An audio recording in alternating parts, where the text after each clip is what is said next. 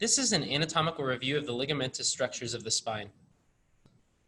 Looking at the primary ligamentous structures supporting the vertebral column, we will identify 5 of them. Beginning anteriorly along the vertebral bodies is highlighted in pink the anterior longitudinal ligament. This is a strong, broad, fibrous band that connects the anterior lateral aspects of the vertebral bodies as well as the intervertebral discs. The anterior longitudinal ligament, or ALL, is primarily responsible for the stability of the intervertebral joints and limits extension of the vertebral column.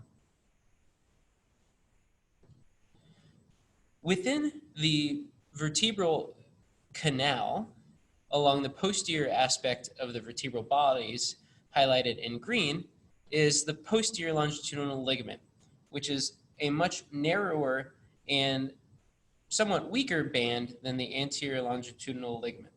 The posterior longitudinal ligament is attached mainly to the intervertebral discs and helps to prevent hyperflexion of the vertebral column as well as posterior herniation of the intervertebral discs.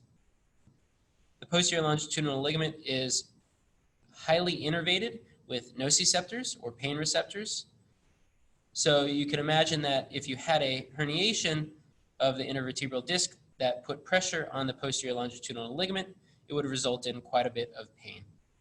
Continuing posteriorly, highlighted in yellow, connecting the lamina of adjacent vertebral arches, is my favorite ligament in the body, which is ligamentum flava. Flava in Latin means yellow. This ligament does appear yellowish in real life in cadaver anatomy, and is so because of the amount of elastic fibers that are in the ligamentum flava. This ligament binds the lamina of each vertebra together and forms sort of an alternative posterior wall to the vertebral canal. The ligamentum flava resists the separation of the vertebral lamina and prevents flexion of the spine, thereby helping to be a preventer of intervertebral disc pathology. Also, because of its elastic properties, the ligamentum flava helps to maintain upright posture throughout the day.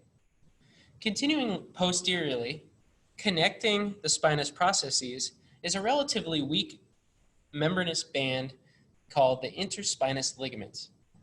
The interspinous ligament helps to prevent, in small amounts, trunk flexion.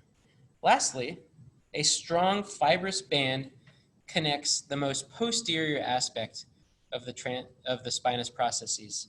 Seen here in purple, this is the supraspinous ligament.